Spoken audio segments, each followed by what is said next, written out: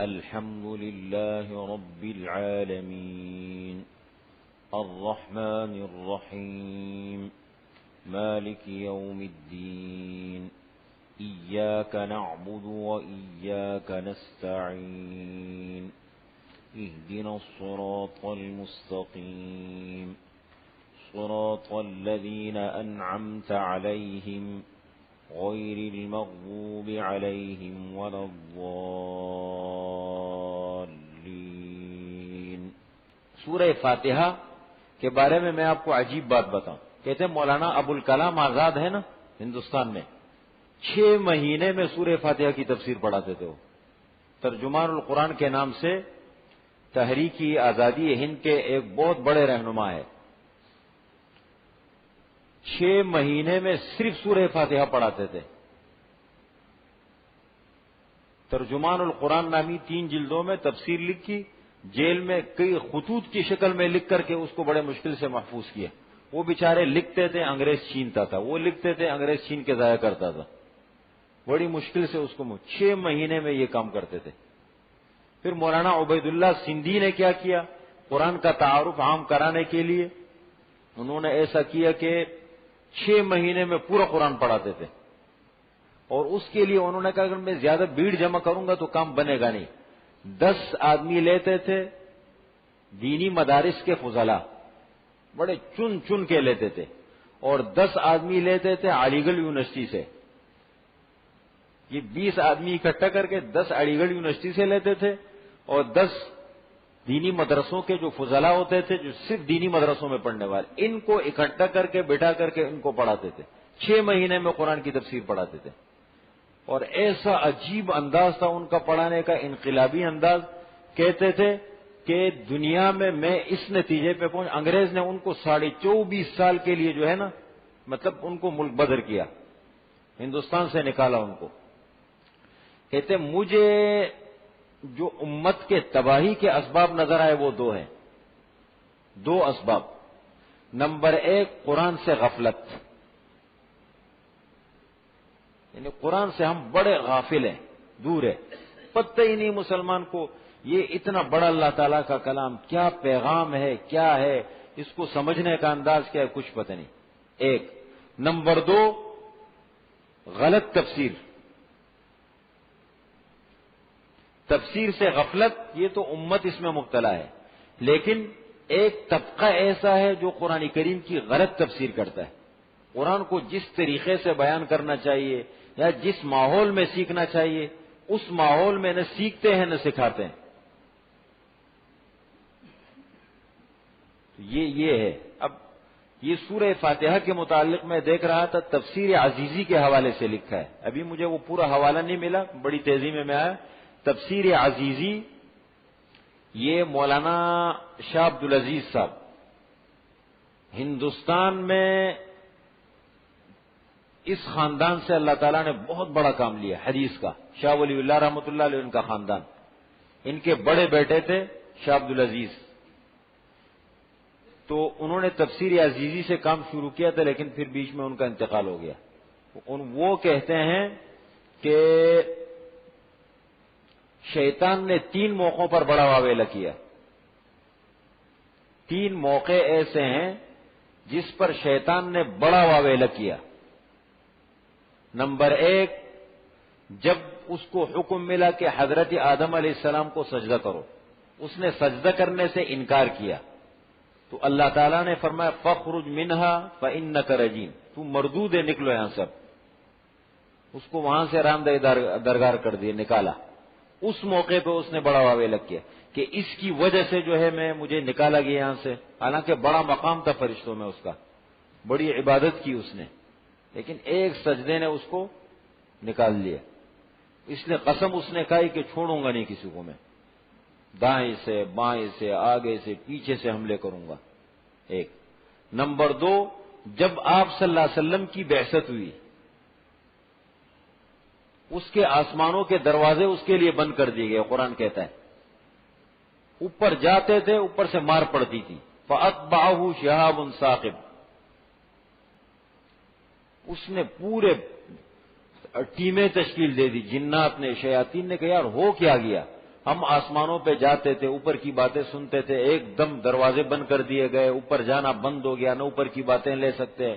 تحقیق کی، نصیبین کے مقام پر اردن کے پاس ایک جگہ ہے، وہاں جمع ہو گئے، وہاں سے ٹیمیں تشکیل دے دی کہ یہ کیا چکر ہے بھائی۔ وہاں سے جب ٹیمیں تشکیل دی، چلتے چلتے چلتے چلتے ایک ٹیم آئی طائف اور مکہ کے درمیان نخلا کے مقام پر، وہاں حضور صلی اللہ علیہ وسلم کو رات کو کھڑے ہو کر قرآن کریم میں سنا۔ وَإِذْ صَرَفْنَا إِلَيْكَ نَفَرًا مِّنَ الْجِنِّ يَسْتَمِعُونَ الْقُرْآنَ فَلَمَّا حَضَرُوهُ قَالُوا أَنصِتُوا فَلَمَّا قُضِيَ وَلَّوْا إِلَىٰ قَوْمِهِمْ مُنذِرِينَ۔ سنو، یہ تو بڑا عجیب کلام ہے۔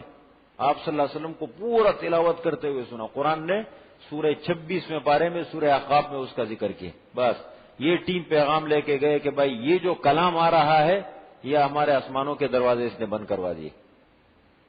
یہ دو۔ نمبر 3، سورہ فاتحہ کے نزول کے وقت، سورہ فاتحہ کے نزول کے وقت اس نے بڑا واویلا کیا۔ میں سوچتا رہا 6 مہینے میں ابوالکلام آزاد صاحب کیا پڑھاتے ہیں اس میں؟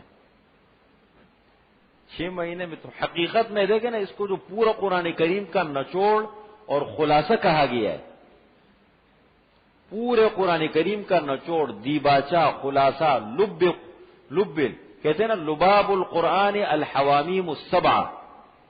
قرآن کریم کا لباب حدیث میں ہے، قرآن کریم کا لباب، خلاصہ اور نچوڑ وہ 7 صورتیں ہیں کہ جن کی ابتدا کس سے ہوتی ہے؟ حامیم کے ذریعے سے۔ 7 صورتیں ہیں پورے قرآن کریم میں جن کی ابتدا ہوتی ہے حامیم کے ذریعے سے۔ 24ویں پارے سے آغاز ہوتا ہے، 26ویں پارے میں جا کے ختم ہوتا ہے۔ نمبر 1 سورہ مومن، حامیم تنزیل الکتاب من اللہ العزیز العلیم۔ نمبر 2 حامیم السجدہ، حامیم تنزیل من الرحمن الرحیم۔ نمبر 3 سورہ شورى، حامیم عین سین قاف۔ نمبر 4 سورہ زخرف، حامیم والکتاب المبین۔ نمبر 5 سورہ دخان، حامیم والکتاب المبین انا انزلناہ فی لیلۃ مبارکۃ انا کنا منذرین۔ نمبر 6 سورہ جاثیہ، حامیم تنزیل الکتاب من اللہ العزیز الحکیم۔ نمبر 7 سورہ احقاف، حامیم تنزیل الکتاب من اللہ العزیز الحکیم۔ ان 7 صورتوں کو آپ صلی اللہ علیہ وسلم نے قرآن کریم کا نچوڑ اور خلاصہ کہا ہے۔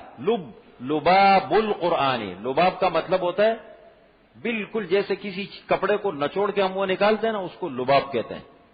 پورے قرآن کریم کا نچوڑ، اس لیے کہ پورے قرآن کریم میں بنیادی مضامین 4 ہیں: توحید، رسالت، قیامت، صداقت قرآن، وحی، قرآن کریم کی صداقت، ان کو ذکر کیا ہے۔ اور پھر کہا گیا کہ ان 7 صورتوں کا نچوڑ اور خلاصہ سورہ فاتحہ میں ہے۔ اندازہ لگاؤ، وہ جو 7 صورتیں ہیں نا لباب القرآن جن کو کہتے ہیں، ان کا نچوڑ خلاصہ کیا ہے؟ سورہ فاتحہ۔ اس لیے سورہ فاتحہ کے موقع پر کہتے شیطان نے بڑا واویلا کیا، کوئی پیغام ہے، بہت بڑا پیغام ہے۔ اب پھر عجیب بات آپ کو بتاؤں، اس سورت کا نزول کہتے ہیں 3 مرتبہ ہوا۔ عجیب، یعنی اتنی شان والی سورت ہے کہ مکہ میں اس کا الگ نزول ہوا، مدینے میں اس کا الگ نزول ہوا، اور آپ صلی اللہ علیہ وسلم نے اس سورت کے 15 ناموں میں سے ایک نام رکھا ہے سورۃ الکنز۔ پڑھا ہے؟ سورۃ الکنز کا کیا مطلب؟ اعطیت من خزائن العرش، اللہ تعالیٰ نے عرش کے خزانوں میں سے مجھے یہ سورت عطا فرمائی۔ عرش کے خزانوں میں سے مجھے یہ سورت عطا فرمائی اللہ تعالیٰ نے۔ تو 3 موقعوں پر، ایک تو معراج کے موقع پہ جو خصوصی تحفہ ملا یہ سورت، مکے میں الگ نزول، مدینے میں الگ نزول، تو اس کا مطلب یہ ہے کہ کوئی شان ہے اس سورت کی۔ 3 مرتبہ نزول ہے، پوری سورت ایک ساتھ نازل ہوئی، پوری سورت۔ اور پھر حضور صلی اللہ علیہ وسلم نے حدیث میں فرمایا کہ اعظم سورۃ فی القرآن، فضیلت کے اعتبار سے پورے قرآن کریم میں سب سے افضل سورت ہے، فضیلت کے اعتبار سے۔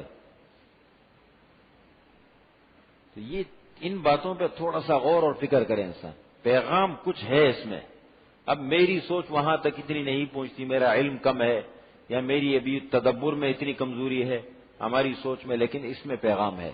ٹھیک ہے. اب ہم آتے ہیں دوسرے حصے کی طرف. یہ بندے کا مضمون ہے. دیکھیں اب جو اہدنا الصراط المستقیم سے آخر تک لے کر یہ کتنی آیتیں بنتی ہیں؟ 3. اہدنا الصراط المستقیم 1، صراط الذین انعمت علیہم 2، غیر المغضوب علیہم ولا الضالین 3. یہ 3 آیتیں ہو گئی. یہ بندے کی طرف سے اللہ کے بارگاہ میں درخواست پیش کی. اہدی چلا، اہدی چلا دیجئے نہ ہم کو، نہ کے معنی ہمیں. الصراط المستقیم سیدھے راستے پر. آپ نے کل اس کے 3 درجے پڑھ لیے ہدایت کے، اور ہدایت کی 2 قسمیں، ایک ہے اراءۃ الطریق، ایک ہے ایصال الی المطلوب. ایک ہے راستہ دکھانا اور ایک ہے منزل تک پہنچانا. تو مراد یہ ہے اے اللہ ہمیں منزل تک پہنچا دے. ہدایت کی ابتدا ہے، انتہا نہیں ہے. جتنا آگے بڑھو گے اتنا ہدایت میں اضافہ ہوگا. اہدنا الصراط المستقیم چلا دیجئے ہمیں سیدھے راستے پر. اب سیدھا راستہ کون سا ہے؟ اللہ نے یہ نہیں فرمایا اہدنا الصراط القرآن کہہ دیتے بس، یا کہہ دیتے اہدنا الصراط الرسول، ہمیں رسول کے راستے پہ چلا دیں، ہمیں قرآن کے راستے پہ چلا دیں. اس لیے کہ اصول یہ ہے کہ قرآن کریم سے براہ راست بغیر استاذ کے رہنمائی نہیں مل سکتی. صحیح. اور یہ دنیا کا بھی اصول ہے. کسی بھی لائن کو، کسی بھی شعبے کو ہم سیکھیں بغیر استاذ کے رہنمائی نہیں مل سکتی. استاذ کی ضرورت ہے. آپ صلی اللہ علیہ وسلم اپنی تعلیمات چھوڑ کے اللہ کو پیارے ہو گئے. صراط الرسول کہتے تھے پھر بھی بات. اس لیے اس کا مطلب بنیاد جو ہے نا یہ اپنے بزرگوں پر اعتماد ہے. دین ہمیں پہنچا، آپ صلی اللہ علیہ وسلم نے صحابہ کو دیا، صحابہ نے تابعین کو دیا، تابعین نے تبع تابعین کو دیا، تبع تابعین سے ہوتا ہوتا ہوتا ہم تک پہنچا. رجال کی بھی استاذ کی ضرورت ہے. اس لیے آگے کیا فرمایا؟ صراط المستقیم کی وضاحت کس طریقے سے فرمائی؟ ہمیں سیدھے راستے پہ چلا دے. کن کا راستہ ہے؟ صراط الذین انعمت علیہم. اس کی وضاحت فرمائی ان لوگوں کا راستہ جن پر تو نے انعام فرمایا ہے. اس کی مزید وضاحت کر دی. صراط ان لوگوں، صراط کے معنی راستہ، ان لوگوں کا راستہ الذین انعمت علیہم. یہ تھوڑا تھوڑا بھی مناسبت پیدا کریں. دیکھیں اس کا ترجمہ یوں لکھیں گے ہم، یہ صراط کا لفظ آ گیا نا، اگر لفظی ترجمہ لکھا ہے راستہ،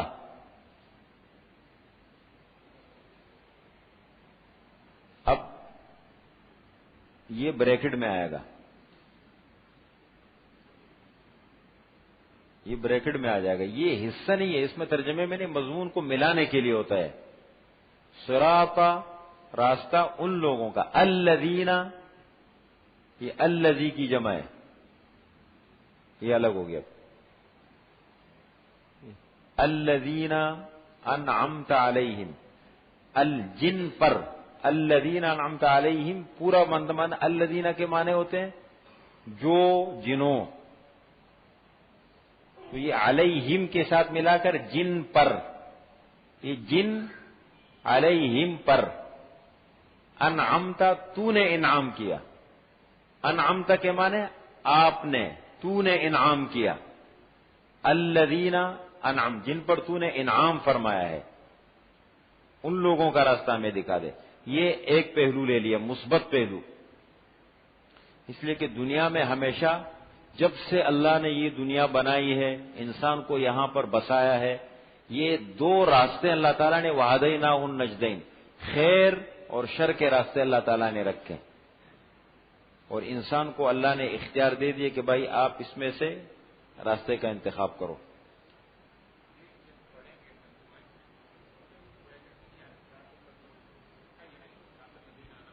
ہاں نہیں، میں یہ کہنا چاہ رہا ہوں کہ اگر ہم لفظی ترجمہ کریں، ایک ایک لفظ کا ترجمہ کریں نا، تو یہ ترجمے کا حصہ نہیں بنتا، یہ تو مضمون کو ملانے کے لیے۔ بریکٹ میں جو بات ہوتی ہے نا، وہ مضمون کا حصہ نہیں ہوتا، اس کی وضاحت ہوتی ہے۔ تو دیکھیں صراط کے معنی راستہ، اور الذین کے معنی آپ کے پاس ترجمہ ہے کون سا والا؟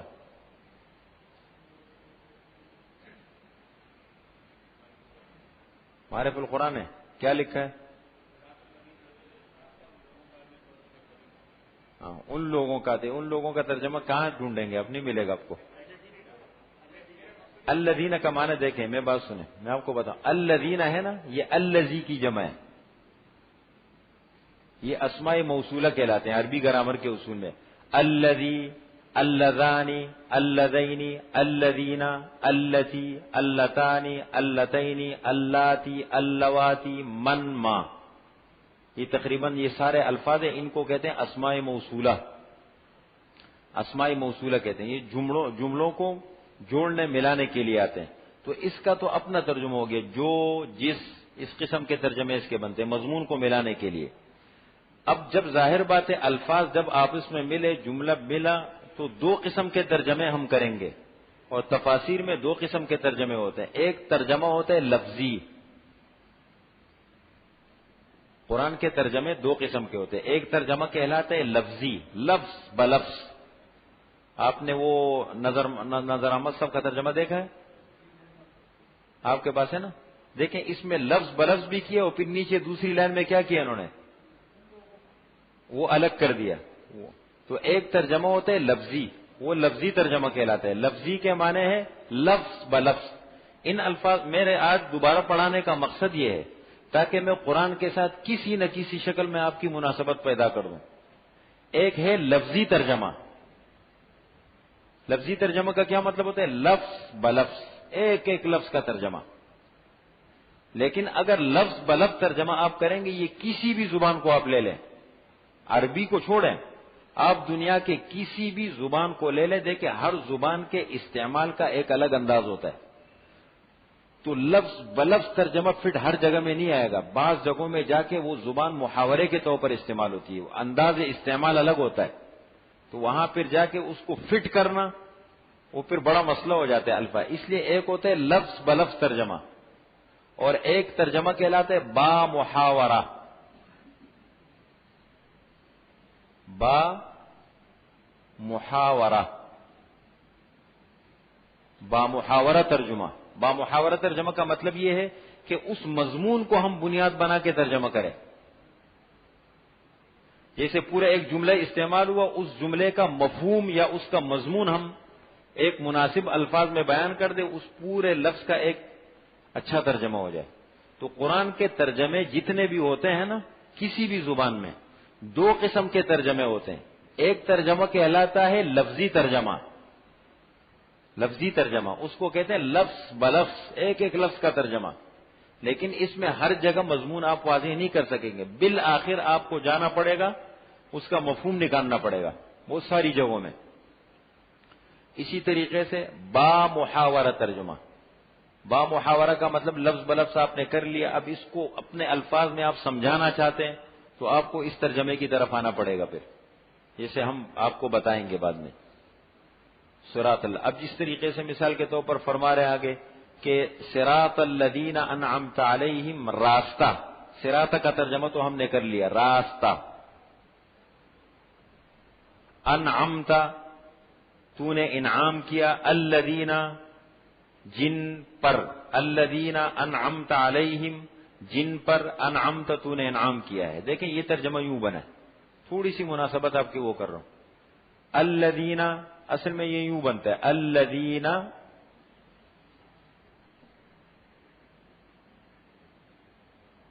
انعمت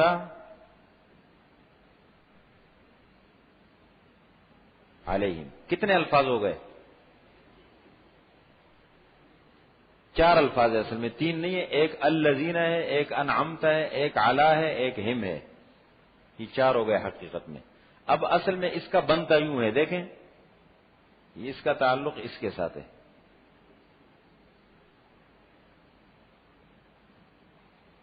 یہ یوں بنتا ہے. سمجھ رہے ہیں؟ الذین، یہ مطلب یہ نہ سمجھے کہ اب میں آپ کو الجھا رہا ہوں، میں آپ کو یہ سمجھانے کی کوشش کر رہا ہوں کہ قرآن کا ترجمہ کے ساتھ مناسبت کیسے پیدا ہو، لفظی بامحور. ہم کہتے ہیں نا جن پر، تو علا کے معنی عربی میں ہوتے ہیں پر، اوپر.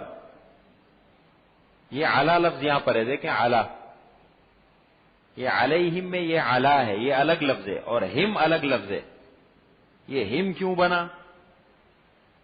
ہم کیوں بنا؟ یہ تو ہم بھی ہوتا ہے، ہم بھی آتا ہے. یہ علا جب کسی لفظ پر داخل ہوتا ہے تو یہ آخر کو زیر لگاتا ہے، علیہم کر دیا اس کو. سمجھ رہے ہیں؟ علیہم، تو یہ ہے الذین علیہم، جن پر انعمت، تو نے انعام کیا ہے،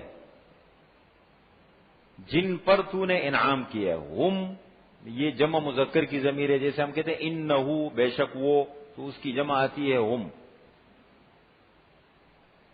جن پر تو نے انعام کیا ہے. تو لفظ بلفظ ترجمہ آپ ایک دم نہیں کر سکتے، مضمون واضح نہیں ہوتا.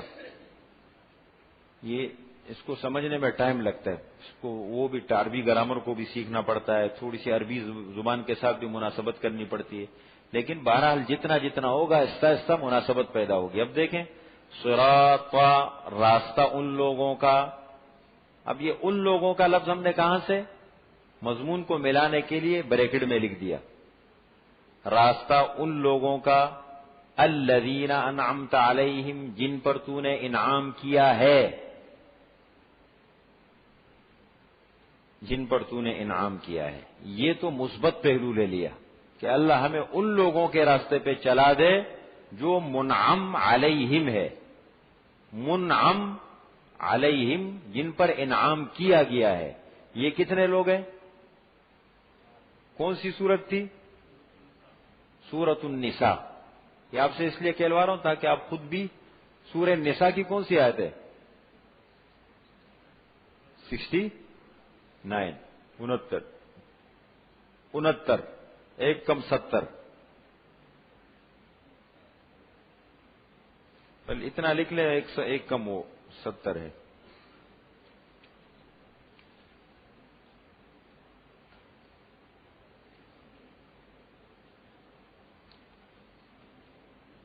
ہاں، ایک کم 70. اب دیکھیں وَمَن يُطِعِ اللَّهَ وَالرَّسُولَ، سنیں وَمَن يُطِعِ اللَّهَ وَالرَّسُولَ، اور جو اطاعت کرے.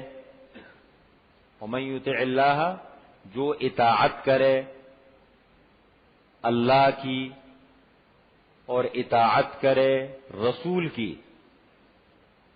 دو لفظ قرآن استعمال کرے گا آپ صلی اللہ علیہ وسلم کے لیے، یہ بھی ہم بتا دیں گے آگے. پھر ایک اطاعت ہے، اطاعت ایک یہ لفظ ہے. ایک لفظ ہے اتباع. دیکھ رہے ہیں؟ آپ صلی اللہ علیہ وسلم کے لیے دو الفاظ استعمال ہوں گے. ایک اطاعت کا لفظ استعمال ہوگا، ایک اتباع کا لفظ استعمال ہوگا. اطاعت ہوتی ہے قول میں، جو رسول اللہ صلی اللہ علیہ وسلم نے فرمایا اس کو مانو، اس پر چلو، یہ اطاعت ہے. قول میں اطاعت کا تعلق قول کے ساتھ ہے، باتوں کے ساتھ، اور اتباع کا تعلق عمل کے ساتھ ہے. جو اللہ کے رسول نے کیا ہے وہ کرو. سمجھ رہے ہیں؟ تو اتباع کا تعلق عمل سے ہے، آپ صلی اللہ علیہ وسلم کے عمل سے. اور اطاعت کا تعلق کس سے ہے؟ آپ صلی اللہ علیہ وسلم کے ارشادات سے، اقوال سے. کہتے ہیں وَمَن يُطِعِ اللَّهَ، وَمَن يُطِعِ اللَّهَ، جو اطاعت کرے اللہ کی. دیکھو اللہ کے لیے بھی اطاعت کا لفظ استعمال کیا. اطاعت کرے اللہ کی، والرسول، اور اطاعت کرے رسول کی. فَأُولَئِكَ، پس وہی لوگ ہیں، الذین انعم اللہ علیہم، جن پر اللہ نے انعام کیا ہے. اب بطور نمونہ کے بتا دیا کون کون سے طبقے ہیں. نمبر 1 من النبیین، انبیاء میں سے، والصدیقین، صدیقین میں سے، والشہداء، شہداء میں سے، والصالحین، عام نیک لوگوں میں سے. وحسن اولئک رفیقا، اور آخر یہ بھی کہہ دیا پوری آیت مکمل کی کا وحسن اولئک رفیقا، اور بہتر ہیں، اچھے ہیں یہی لوگ رفاقت کے اعتبار سے. اگر دنیا میں دوست بنانا ہے رفاقت آپ نے اختیار کرنی ہے، اس لیے کہ انسان تو ان لوگوں کی دوستی اختیار کرو. وحسن بہتر ہیں، اچھے ہیں، اولئک یہ 4 قسم کے لوگ. حسن کے معنی بہتر ہے، اچھے ہیں، اولئک یہ 4 طبقات. رفیقاً دوست بنانے کے اعتبار سے، رفیق دوست کو کہتے ہیں، رفاقت، رفیق. وحسن اولئک، تو 4 طبقوں کا ذکر کیا. اب انبیاء کا تو بڑا اونچا مقام ہے، اس کو تو ہم سوچ بھی نہیں سکتے. دوسرے نمبر پر صدیقین کا مقام ہے، وہ بھی بہت اعلیٰ. یہ انبیاء کرام علیہم الصلاۃ والسلام کے اثر کو قبول کرنے والے ہوتے ہیں. کیسے؟ صدیقین کے سرخیل کون ہے؟ سردار حضرت ابوبکر صدیق رضی اللہ عنہ. کیسے؟ میں بتاؤں. اثر دیکھیں، ایک ہوتے ہیں مؤثر، ایک ہے اثر کرنے والا، ایک ہے مؤثر اثر کرنے والا، اور ایک ہے اثر کو قبول کرنے والا. متاثر کہتے ہیں اس کو، متاثر. یہ تھوڑی تھوڑی باتیں آپ کو اس لیے سمجھا رہا ہوں، آپ ذرا سنیں کہ یہ بھی کوئی چیز ہے. مؤثر کیا لفظ ہے؟ مؤثر کے معنی اثر کرنے والا، اثر انداز ہونے والا، اثر ڈالنے والا. اور متاثر کے معنی ہوتے ہیں اثر کو قبول کرنے والا.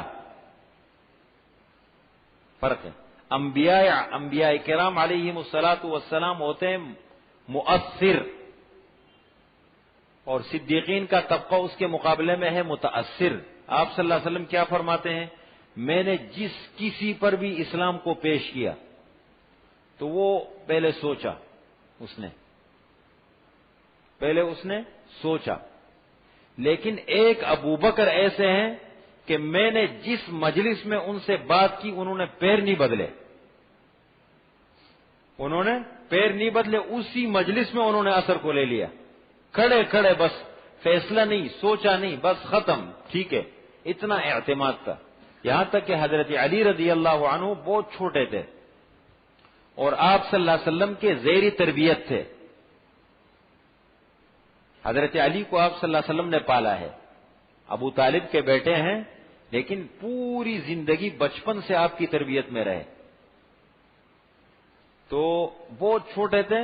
تو حضور صلی اللہ علیہ وسلم فرماتے ہیں کہ ابتدا میں دعوت کے قرآن نے 4 درجے ذکر کیے. 4 درجے ہم پڑھیں گے، 4 مرحلے ہیں. قو انفسکم واہلیکم نارا، اپنے آپ کو اور اپنے گھر والوں کو جہنم کی آگ سے بچاؤ. بس خفیہ دعوت تھی، ابھی گھر تک محدود ہے، باہر نہیں گئی پہلے مرحلے میں. دوسرا مرحلہ آیا وانذر عشیرتک الاقربین، خاندان والوں کے پاس جاؤ. گھر سے باہر نکل گیا، کہاں؟ خاندان کے پاس. تیسرا مرحلہ آیا لتنذر ام القری ومن حولها، اپنے شہر اور اپنے قبیلے اور علاقے والوں کے پاس جاؤ. تیسرا مرحلہ. چوتھا مرحلہ آیا لتکون للعالمین نذیرا، ہم نے آپ کو پورے عالم کے لیے رسول بنا کے بھیجا ہے. یہ مرحلہ وار آپ نے کام کیا ہے. تو پہلا مرحلہ جب نبوت آپ کو ملی، آپ سب سے پہلے حضرت خدیجہ کے پاس آئے، پہلا آغاز وہاں سے کیا. پھر حضرت زید ابن حارثہ آپ کے پاس تھے اور حضرت علی تھے. یہ 3 آپ کے افراد تھے گھر کے. غلاموں میں سب سے پہلے زید ابن حارثہ مسلمان ہوئے، خواتین میں حضرت خدیجہ، اور بچوں میں حضرت علی. تو کہتے ہیں حضرت علی حالانکہ زیر تربیت، زیر کفالت ہے، لیکن جب ان پر اسلام کو پیش کیا حضور صلی اللہ علیہ وسلم نے تو کہنے لگا میں ابا سے مشورہ کروں گا، پھر بتاؤں گا. آپ صلی اللہ علیہ وسلم فرمایا نہیں، آپ ٹھیک ہے، اگر آپ کو ابھی سمجھ میں نہیں ہے تو آپ والد صاحب کو ابھی نہ بتائیں، ان کو ابھی نہ بتائیں، ٹھیک ہے، ابھی رہنے دیں آپ. تو اتنے سمجھدار تو تھے کہ حضرت حضور صلی اللہ علیہ وسلم کو میری یہ بات میرے خیال میں اچھی نہیں لگی. تو واپس آئے، کہنے لگے نہیں نہیں آپ جیسے کہتے ہیں میں کرنے کے لیے تیار ہوں. تو دیکھیں بچے ہیں لیکن پہلے سوچا. آپ صلی اللہ علیہ وسلم فرماتے ہیں جس پر میں نے اسلام کے پیغام کو پیش کیا تو کوئی نہ کوئی پہلے مطلب سوچنے کے بعد آیا ہے. لیکن حضرت ابوبکر ایسے ہیں کہ انہوں نے سوچا نہیں، جس مجلس میں نے دعوت دی اسی مجلس میں اسی شکل میں انہوں نے اسلام کو قبول کر لیا. یہ ہے یہ پوری نہیں. آپ صلی اللہ علیہ وسلم فرماتے ہیں جس کسی نے مجھ پر احسان کیا ہے ان کے احسانات کا بدلہ میں نے دنیا میں چکا دیا. ایک ابوبکر ہے کہ ان کے احسانات کا بدلہ میں نہیں دے سکا، اللہ خود دیں گے قیامت کے دن، اللہ خود دیں گے. معراج کے واقعے پر مشرکین کے ہاتھ بڑا وہ آیا، ہاتھ میں ایک بہت بڑا ہتھیار جس کو کہتے ہیں نا مسلمانوں کو ہٹانے کے لیے پھرنے. یار عجیب بات کہتے ہیں، رات کے ایک ٹکڑے میں، رات کے ایک حصے میں مکہ سے مسجد اقصی گئے اور مسجد اقصی سے 7 آسمانوں پہ گئے. کہتے سدرۃ المنتہا کو دیکھا، جنت کو دیکھا، دوزخ کو دیکھا، اور ایک ہی رات کے ایک ٹکڑے میں. یہ بات کیسے سمجھ میں آتی؟ اس لیے الٹے سیدھے سوالات شروع کر دیے. تو اس میں ایک ہتھیار یہ کہ یار اس کو استعمال کرو ان کے ساتھیوں کا ذہن خراب کرنے کے لیے. اس ہتھیار کو سب سے پہلے حضرت ابوبکر کے پاس آئے، کہنے لگے ابوبکر ایک بات ہے، ایک آدمی ہے وہ یہ کہتا ہے کہ میں رات کے ایک ٹکڑے میں حصے میں مکہ سے مسجد اقصی فلسطین گیا، وہاں سے 7 آسمانوں پہ گیا اور سب کچھ دیکھ کے واپس آئے. یہ بات عقل سمجھ میں آتی ہے؟ حضرت ابوبکر نے فرمایا بالکل نہیں آتی. فرمایا یہی تو ہم کہتے ہیں نا، دیکھیں آپ کا ساتھی یہ کہتا ہے. کہنے لگا اگر میرے ساتھی نے یہ کہا ہے تو میرا یقین ہے، اگر میرے ساتھی نے کہا ہے تو میرا یقین ہے. اس کو کہتے ہیں صدیق. تو صدیق براہ راست انبیاء کے اثر کو قبول کرنے والے، مؤثر انبیاء کرام علیہم الصلاۃ والسلام، اور براہ راست ان سے اثر لینے والے یا ان کی تعلیمات سے اثر لینے والے، یہ ہے صدیقین. بہت بڑا مقام ہوتا ہے ان کا. یہ بھی بننا کوئی آسان کام نہیں ہے، بہت بڑا مقام چاہیے. حضرت حضرت عمر فرماتے نا کتنے بڑے انسان ہیں حضرت عمر. حضور صلی اللہ علیہ وسلم فرماتے ہیں لو کان بعدی نبیا لکان عمر، اگر میرے بعد نبی ہوتے تو عمر ہوتے. لیکن حضرت عمر کا اتنا بڑا مقام، فرماتے ہیں اگر حضرت ابوبکر اپنے پوری زندگی کے 2 عمل مجھے دے دے، میں اپنی زندگی کے پورے عمل دینے کو تیار ہوں. ایک وہ رات جو ہجرت کے موقع پر آپ صلی اللہ علیہ وسلم کے ساتھ غار ثور میں گزاری. غار ثور کے اندر ایک لمبا چوڑا واقعہ ہے. غار ثور میں جب 3 دن کے لیے غار میں چھپے رہے مکے سے باہر، وہ جو ایک رات گزاری تھی نا وہ ایک رات مجھے مل جائے. اور دوسرا کون سا عمل ہے معلوم ہے؟ جو غزوہ تبوک کے موقع پر سارا حضرت عمر نے آدھے گھر کا پورا سرمایہ لا کے رکھ دیا. کہنے لگے آج ابوبکر سے بھی نمبر لے جاؤں گا میں، آج تو میں ابوبکر سے بھی نمبر لے جاؤں گا. حضرت ابوبکر کے پاس تھوڑا سا تھا وہ لا کے رکھ دیا. حضور صلی اللہ علیہ وسلم نے پوچھا ابوبکر گھر میں کیا چھوڑا ہے؟ فرمایا اللہ اور اللہ کے رسول کا نام چھوڑ کر آیا ہوں. یہ ہے نا، یہ ہوتے ہیں صدیقین کا مقام. تو پہلا طبقہ انبیاء کرام علیہم الصلاۃ والسلام، ایک. نمبر 2 صدیقین. نمبر 3 شہداء. یہ بھی بڑا اونچا مقام ہے، جنہوں نے اپنے تن من دن کی بازی اللہ کے دین کے غلبے کے لیے، اللہ کے دین کے لیے لگا دی. جان اللہ کے راستے میں لگا دی اللہ کے دین کے لیے، اللہ کے راستے میں شہید ہو گئے. بڑا مقام ہے. اور تیسرا طبقہ جو ہے اس میں کہیں ہمیں چھوٹی سی جگہ مل سکتی ہے، ہم کہیں گھسنے کی کوشش کریں تو اس میں گھس سکتے ہیں. وہ کون ہے؟ صالحین.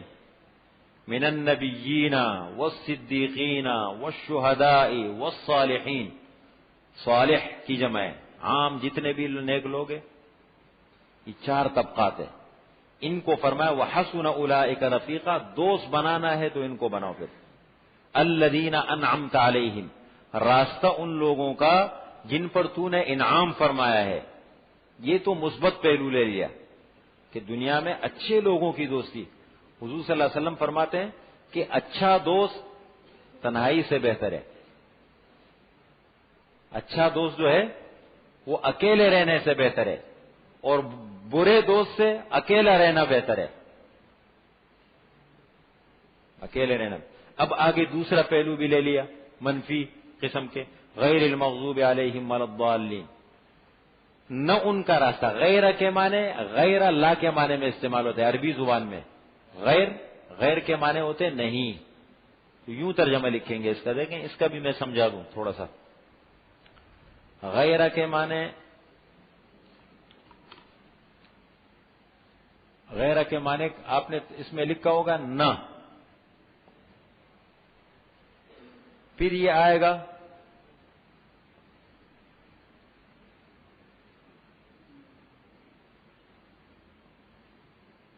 نہ ان لوگوں کا راستہ, یہ پھر بریکٹ میں اس میں یوں آئے گا نہ.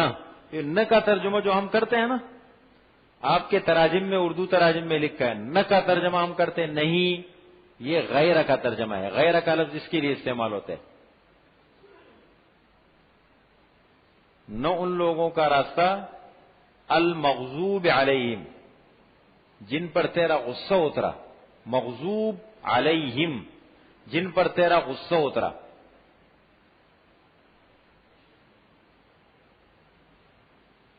ولا الضالین, اور نہ ان کا راستہ. واو کے معنی اور, یہ لا کے معنی بھی نہیں. یہ غیرہ اور لا کا ایک ہی معنی ہے, کوئی فرق نہیں. نہ ان لوگوں کا راستہ, پھر وہی بریکٹ میں لکھیں نہ ان لوگوں کا راستہ. ضالین, جو گمراہ ہوئے. جو کا ترجمہ کہاں سے کر رہے دیکھیں. الذین کا معنی میں نے بتایا تھا نا, الذین اس کو اسم موصول کہتے ہیں. تو اگر کسی لفظ کے شروع میں الف لام آ جائے تو یہ بھی الذین کے معنی میں ہوتے کبھی کبھی. المغضوب علیہم کے شروع میں جو الف لام ہے الذین کے معنی میں ہے. الضالین کے شروع میں جو الف لام ہے الذین کے معنی میں ہے. ٹائم لگتا ہے.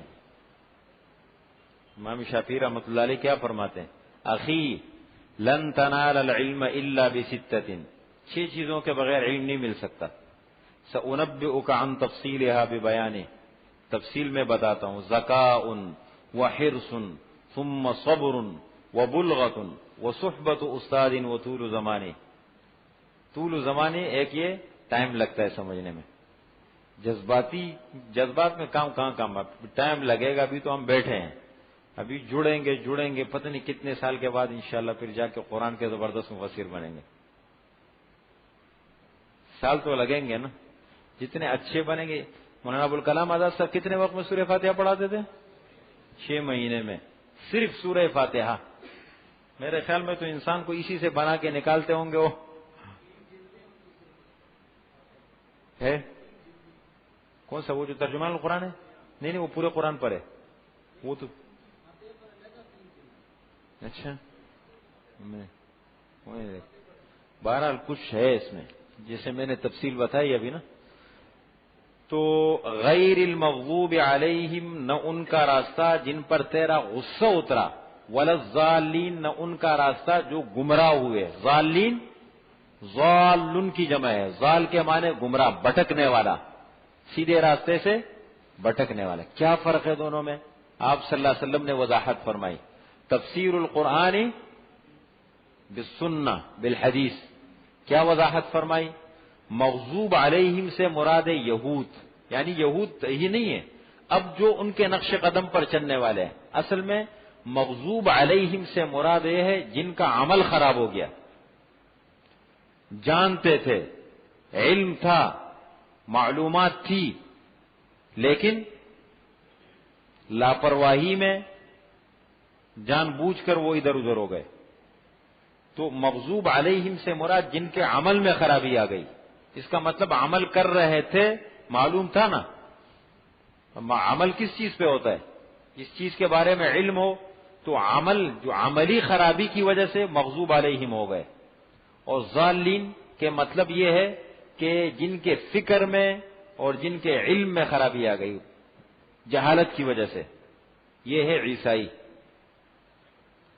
عیسائی، ولضالین سے مراد عیسائی نصارہ ہے، نصارہ، یہ دو فرقے یہود و نصارہ، مغضوب علیہم سے مراد یہود، ولضالین سے مراد نصارہ۔ کیسے دیکھیں؟ یہودیوں کو علم تھا، قرآن نے بار بار بتایا، ساری چیزوں کا علم تھا ان کو، ایک ایک چیز کو جانتے تھے۔ قرآن کہتا ہے، یہ ایک جگہ نہیں دو جگہ قرآن نے کہا، یعرفونہ کما یعرفون ابناءہم، یہ لوگ آپ صلی اللہ علیہ وسلم کو ایسا جانتے ہیں جیسے اپنے بیٹوں کو جانتے ہیں، اتنا جانتے تھے۔ اور آپ صلی اللہ علیہ وسلم کی ساری علامات نشانیاں ان کے پاس پڑی ہوئی تھی، انتظار میں تھے، صرف ضد کی وجہ سے مخالفت کی، صرف ضد کی وجہ سے مخالفت، تو جاننے کے باوجود راستے سے ہٹ گئے نا، اس لیے قرآن نے کہا فباؤوا بغضب علی غضب، غضب پر غضب لے کے پھرے، غضب پر غضب لے کے پھرے۔ اب جو بھی قیامت تک آنے والا، جس کے پاس علم ہو اور جو غلط راستے پہ چلا جائے، وہ مغضوب علیہم کے زمرے میں آئے گا۔ علماء ہے امت کے اندر، کوئی علماء بھٹک جاتے ہیں یا نہیں؟ علماء بھی بھٹک جاتے ہیں، ہو سکتے ہیں، بڑی تاریخ ہے، ہوتے ہیں ہر قسم کے لوگ۔ اکبر کو خراب کرنے والے کون تھے؟ ہوتے ہیں مغضوب علیہم، مغضوب علیہم مطلب جاننے کے باوجود سیدھے راستے سے ہٹ جائے، یہ مغضوب علیہم کا مفہوم ہے۔ اب کوئی بھی ہو قیامت تک آنے والا، اور ولضالین سے مراد ہے عیسائی، علم کی کمی کی وجہ سے، جہالت کی وجہ سے وہ ادھر ادھر ہو گئے۔ کیا کیا؟ حضرت عیسیٰ علیہ السلام کی محبت میں اتنے حد سے آگے نکل گئے کہ تین فرقے بن گئے۔ قرآن نے کہا، ایک طبقے نے کہا کہ حضرت عیسیٰ علیہ السلام خدا ہیں، ایک طبقے نے کہا کہ حضرت عیسیٰ علیہ السلام تین خداؤں میں سے ایک خدا ہے، تین خدا بنا دیے، اور ایک نے کہا کہ اللہ کا بیٹا ہے، اللہ کا بیٹا ہے۔ قرآن نے کیا کہا؟ لقد کفر النصوریہ، یعقوبیہ، ملکائیہ، یہ تین فرقے بنے۔ قرآن نے کہا لقد کفر الذین قالوا ان اللہ هو المسیح ابن مریم، وہ لوگ پکے کافر ہیں، لام تاکید کا لائے اور قد لائے، یعنی وہ لوگ پکے کافر ہیں جنہوں نے کہا عیسیٰ علیہ السلام ہی خدا ہے۔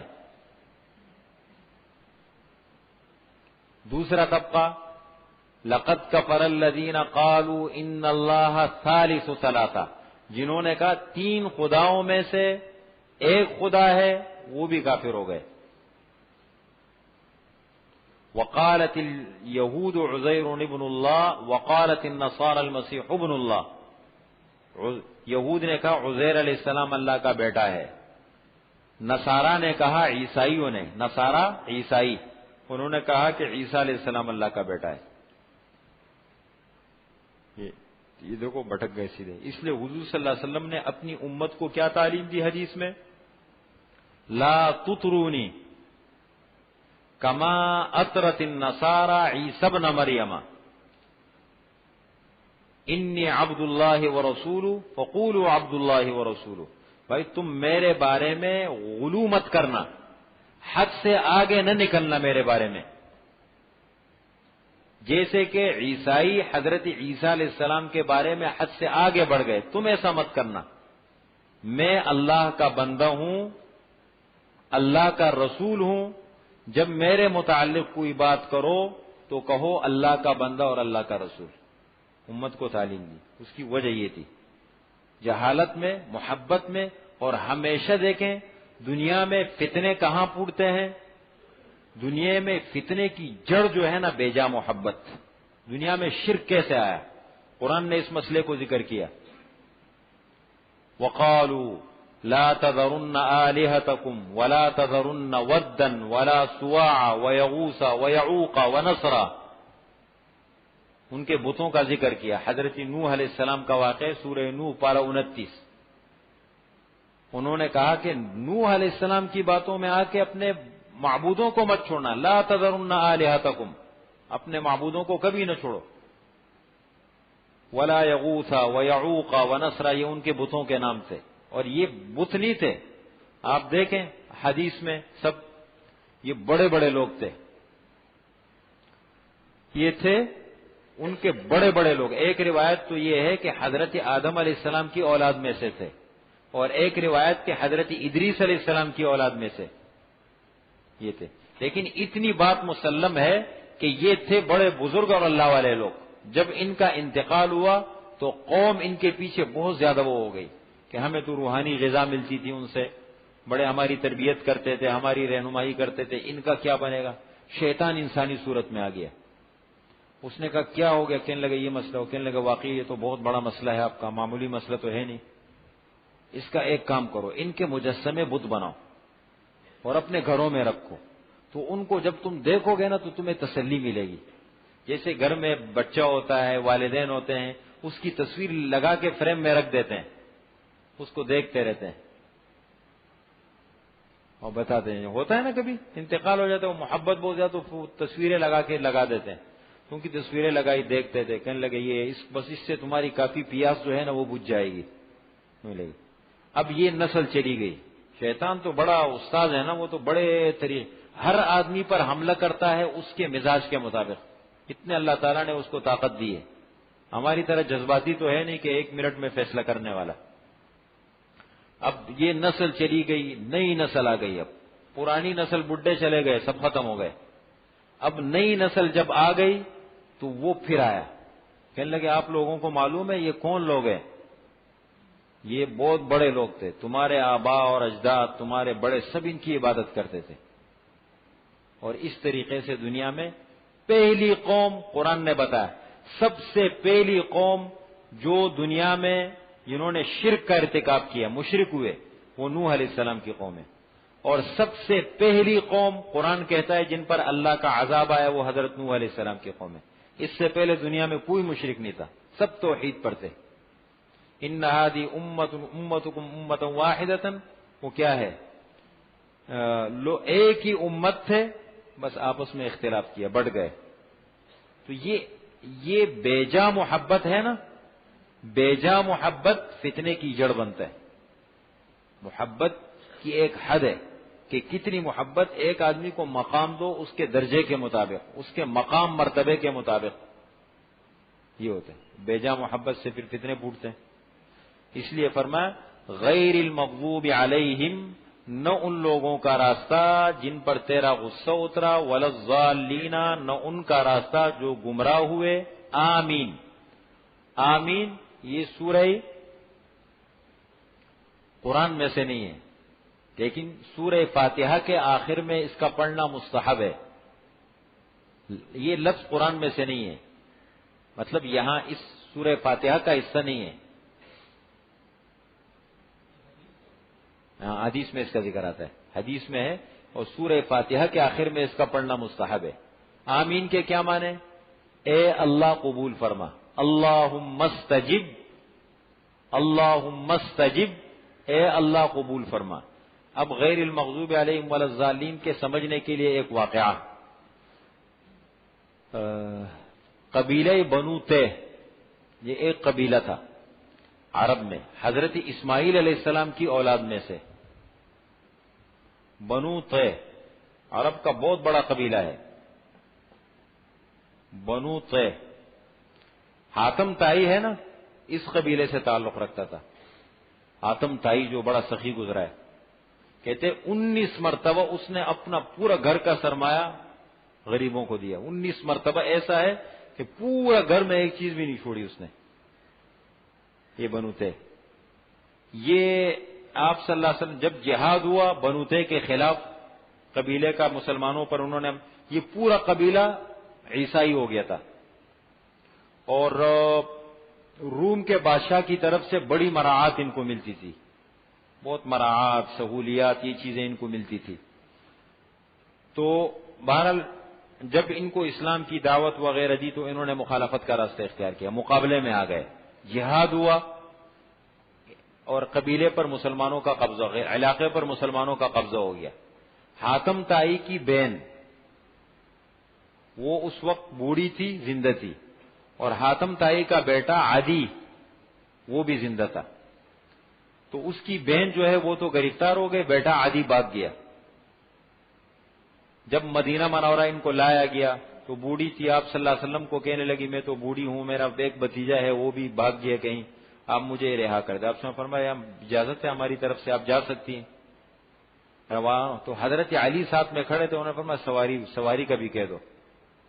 تو انہوں نے سواری کا کہہ دیا. آپ صلی اللہ علیہ وسلم نے فرمایا بھائی ان کی سواری کا انتظام بھی کر دو. سواری وغیرہ کا بڑا اعزاز اور اکرام کیا ان کو روانہ کیا. وہ جب اپنے قبیلے میں گئی اور عدی سے ملاقات ہوئی تو عدی کو کہا کہ اس آدمی نے تو میرے اوپر اتنے احسانات کیے کہ میں اس کا ذکر نہیں کر سکتی. وہ عدی متاثر ہو گیا. وہ عیسائی تھا, آپ صلی اللہ علیہ وسلم کے پاس آیا, مدینہ منورہ پہنچا.